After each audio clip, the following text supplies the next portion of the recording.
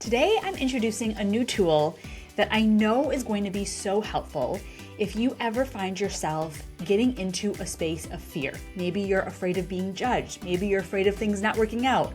Maybe you are fearful of things totally working out and the risks that come with success. And how to shift from that space of fear into an experience of self-trust. So the resource I'm going to introduce to you is going to be very helpful to identify where you are and how it is that you can make a move. Welcome to the Live Your Yes Life podcast. I am one of your hosts, Kaela. Some episodes you get me, some episodes you get my partner in crime, my business partner, and my mom, Lisa Limata. We co-host this podcast. Our business is called Rise Leadership Circle, and we also have a book and a coaching club by the same name as this podcast, Live Your Yes Life. And before we dive in today, I want to be sure right at the top that you know about our Live Your Yes Life coaching club, because I know that I'm biased, but I have to say, I think it is one of the hottest things in the coaching industry right now. And we have over 150 members to prove it. We just opened our doors a few months ago, and the kind of support and the wins and celebrations that are happening inside that club are just blowing my mind every day. So the coaching club, think of it like coaching on demand. It is not courses or workshops or modules. It's nothing that you can get behind on. It is just a space where you can come and get coaching on what you want coaching on when you need it. So Lisa and I are life coaches for entrepreneurs, which means that we want to help our clients live their most fulfilled life. No more dreading Monday mornings, no more having the Sunday scaries, waking up every day knowing that you get to live the experience of life that you have been craving. And so, of course, because our clients are entrepreneurs, a lot of the work that we do centers around their business, but we are humans first. And so we coach our clients on anything related to relationships, health and wellness, spirituality, money, any of the things that are either getting in their own way or that they're wanting to grow, because whenever we grow one thing in our life, everything grows. We get to bring all of that into the space. And so inside the coaching club, we have a private membership portal. It's not on any social media platform. It's completely our own space, a private portal where you can come and ask for support, give shares, wins, updates, and get coaching whenever it is that you want. We also have monthly hot seat coaching opportunities. So in addition to just get coaching from us in the portal, we can actually work together in real time on Zoom on the hot seat. And one of the fan favorites is our monthly book club. We always do book club on our book, Live Your Yes Life. So we pick a different chapter or exercise or activity from the book and do a deep dive each month. Now, here's the thing that I love so much about the coaching club is we wanted to make it the easiest yes for people. Whether you already have a team of coaches that you're working with, whether you've never had a coach before, or whether you're looking for a supplemental resource in addition to some other support that you have, we just want to make it a no-brainer for you to be with us inside the coaching club. So right now, at the time of me recording this, just putting a little asterisk that this could change, but right now, the coaching club is a one-time payment of $97, and that is it. You have lifetime access after that. So that means that you don't even renew annually, you don't renew monthly. Once you make the investment of $97 one time, then you are in the coaching club for life. We just want to create a space where people can go, where you know that you have people in your corner, you have a coach that is there to show up for you. That is our mission. We want to make a difference for people. So if you're not in the Live Your Yes Life coaching club yet, click the link in the show notes and join us. You can read all the details and hop in. Trust me, the water is warm. It is a good time. You're going to want to be there. Okay, without further ado, let's jump into today's episode.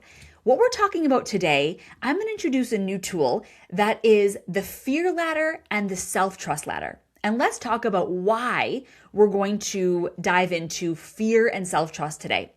So most of the clients that Lisa and I work with have something in common. And what they have in common is that for a decade or more, they built a successful business either in corporate America or as a teacher or as a nurse, somewhere they were working for someone else, building a really successful career, and they have a robust resume that can dazzle with the best of them. And so on paper, they can see that, okay, I'm someone who's really successful. And P.S., it's not just on paper, right? I just want to make that clear. But they don't always relate to that or embody that level of success, because these folks that have built this successful career now feel that pull, that calling to step into entrepreneurship, to start what we call a soul business. They don't just want to start any old business. They want to start a business that makes a difference for people, that they feel like this is the work that I was meant to do. This is the thing that I really want to bring to life, bring to other people, and it lights them up. Because they don't want that Monday morning dread anymore. They don't want the feeling of, okay, I know that my job is important or it matters, but it's not the thing that has me jumping out of bed excited every day. And they want to feel truly fulfilled. Like, it doesn't matter if it is a Tuesday afternoon and they're working, if they're on vacation with their family, if they're spending the day at the beach. They want every moment of their life to feel like this is how it's meant to be. This is the feeling of expansion and freedom and fulfillment. And then here's the caveat of where we tile this together.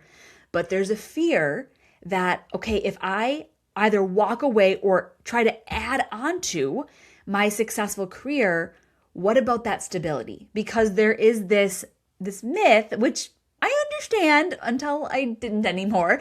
There's this myth that there is an experience of stability and security that comes from a corporate job or the salary that you've been earning, that consistent paycheck, that beefy annual bonus.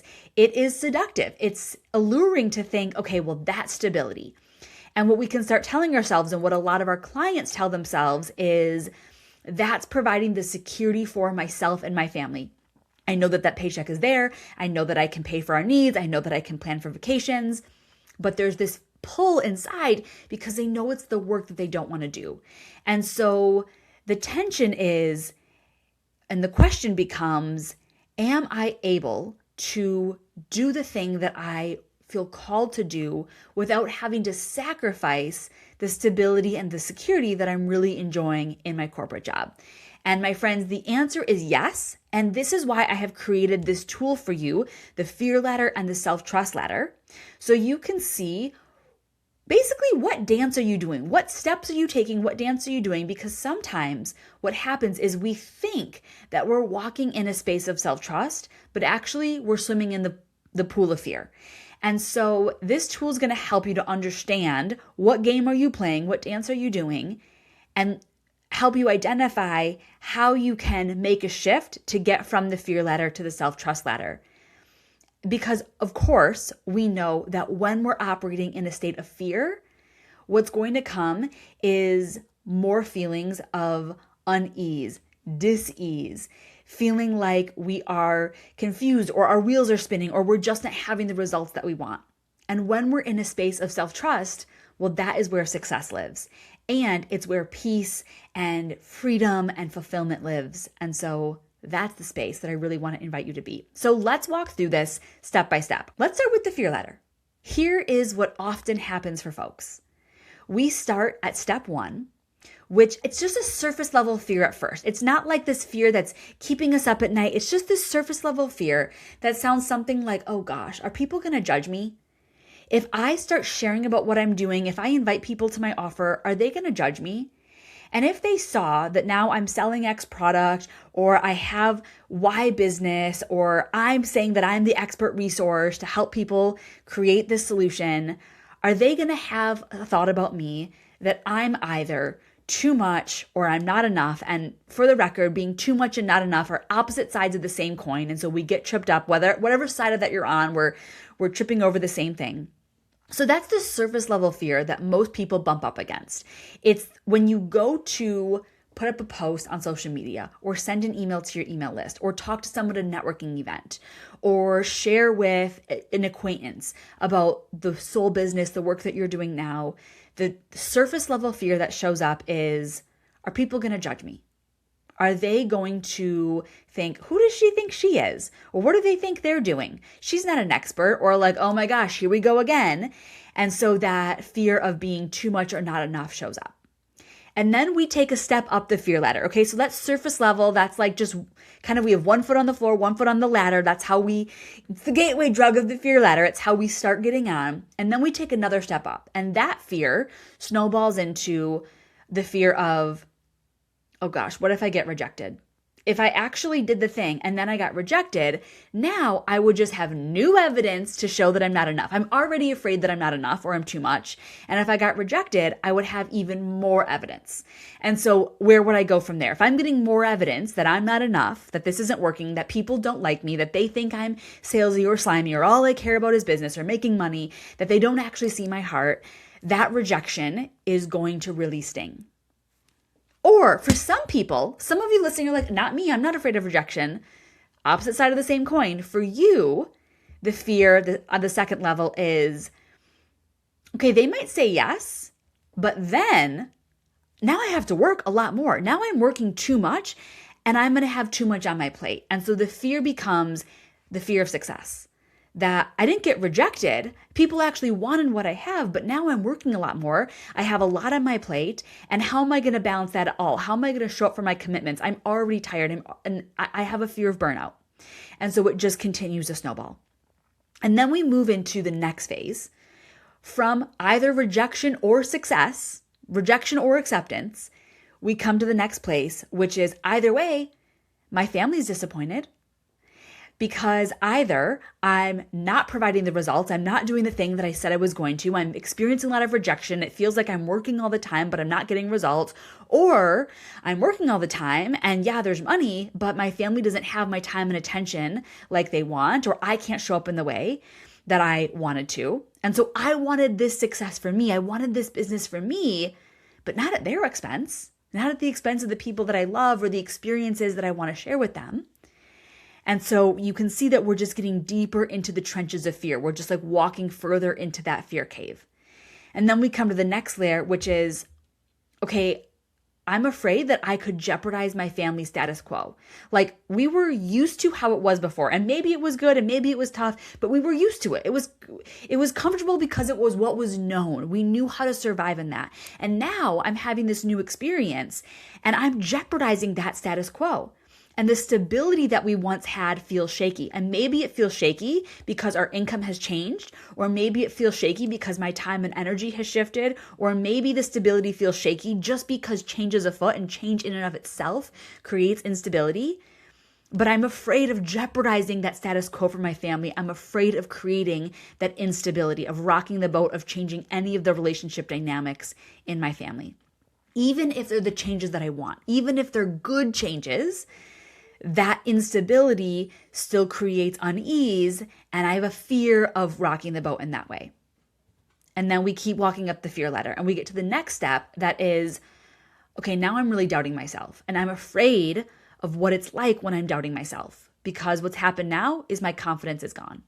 Either it hasn't been working, I've been in this game for a long time, I've been trying and spinning my wheels and it's not working, or it is working and I don't know how to balance it all and I'm in a space of burnout and I have all these things going on and I just feel like I don't really know myself anymore. My confidence is gone. I feel like a fraud, a failure, an imposter, a loser. And this is not what I wanted for myself. I had a very different vision of how this was going to go and it's not that. And then we get to the top of the fear ladder, which is everything I love is at risk. I'm afraid that I'm risking all of the things that I had, especially trusting myself in the future. I don't actually know that I can trust myself moving forward because I look back at how this has gone and it wasn't how I thought. And so that is the deepest fear that most people come to. And we can come to the fear of, if everything is at risk, is my house at risk? Is my health at risk? We just start to create these really big fears in our mind of, what about my marriage? What about all of these things? Because it didn't go how I thought. Whether it went good, bad, better, worse, it just didn't go how I thought. And here I am at this height of the fear ladder. And so we can see it starts down at the surface. What we think we're afraid of is, I just don't want people judging me. That's where it starts. But if we walk the steps, what we realize is actually the deepest fear is, What if I put everything at risk? Especially being able to trust myself. Because if I take this risk and I trust myself and then it doesn't work out or it all blows up, where do I go from there? And so ultimately, on a deeper subconscious level, that's really the fear that most of the clients that come to us are wrestling with. I would say like 99% at some time, at some place. Can you identify yourself anywhere on this fear ladder? And of course there's variations, right? Maybe one of these steps, you have a different flavor. Of course there's variations. I just took a look at, okay, the 150 clients that we're currently working with, what is their experience like? What are the commonalities? What is that journey up the fear ladder? So can you identify where you are on that? And now let's look at, what does the self-trust ladder look like? How is this different? So if we're over on the self-trust ladder and we start back down at the surface, what's the surface level thought that we're having? Instead of a fear, if we're operating from a space of self-trust, what is that surface level thought? It's something like, okay, I know that this mission has been put on my heart for a reason. I'm here to make a difference. I can show up. I can do the thing. I know that this is meant for me. I know that I was called to this opportunity, to this business, to this job for a reason. I'm here to make a difference. So here I go. And then we take another step into self-trust and we start to think, okay, I'm actually willing to take the risk of building relationships to find out how I can be in service. I'm willing to put myself out there. I'm willing to create connection with other people to get to know them because I want to find out, who can I make a difference for? Who can I be of service for? And I want to do that. And then we take another step up the self-trust ladder to, I believe that I can make a difference for others, so I'm willing to make invitations and offers. Not only am I willing to take the risk of building relationships, putting myself out there, getting to know people, but I'm actually willing to make offers. I'm willing to make invitations because I believe I can be of service. I believe that I'm making a difference for others. And then we take another step up the self-trust ladder. I work with people who are a match. Period. End of story. We're not even thinking about the people that we're not a match for, they're not a match for us, or there just isn't a symbiotic match. That's not even in our frame of reference. We're just thinking about, I work with people who are a match. And I'm open to that, and I'm excited, and I'm grateful for that. And we keep going up the self-trust ladder. All of my relationships, business and personal, are a win-win. Every relationship that I show up in, I operate in a way that is win-win. And so everybody's winning. We're all experiencing that. My family, my friends, my clients, myself, we're all experiencing win-win. And we keep walking up that self-trust ladder and we think this is working. And so I'm just going to repeat it consistently. My business is growing. My life is expanding. I'm feeling more grounded. I feel that stability. I feel the expansion. Until we get to the top of the self-trust ladder, which is, wow, I have consistent income and it's on my terms. I'm stable. I am free. I am fulfilled. And so we can see how the self-trust ladder is so different than the fear ladder. And so this tool is really helpful because we want to be able to identify, where are we? First of all, what ladder am I on? And second of all, where am I on the ladder? And then the opportunity is, if we are on the fear ladder, to step over to the ladder of self-trust. And we always start down at the bottom. We always start down at the surface level of connecting with the trust that we have in ourselves and the difference that we're here to make. And this is one of the things that we coach our clients on all of the time. So our clients come into the portal in the coaching club and ask for support on that. We coach them on hot seat coaching. We have other tools and resources to help. We have systems that build self-trust on the daily, the compound effect, because it is a muscle that we have to flex. But it has to start with this level of awareness of seeing, am I working a system of fear? Because that's only going to create unease, confusion. Or am I operating in a space of self-trust? Because that is what creates results. That is what creates success. So my invitation for you today is to identify, what ladder are you on and where are you on the ladder? And if you're on the fear ladder, let's take a couple steps down and we walk one step at a time over to the ladder of self-trust, starting at the base level. And if you're on the self-trust ladder, then we keep growing. Then we keep walking our way up the ladder. And I would love to support you with this as your coach inside the coaching club. So you can grab the link in the show notes for more details. You can message me on any of the socials and let me know what ladder you're on. Are you on the fear ladder, on the self-trust ladder?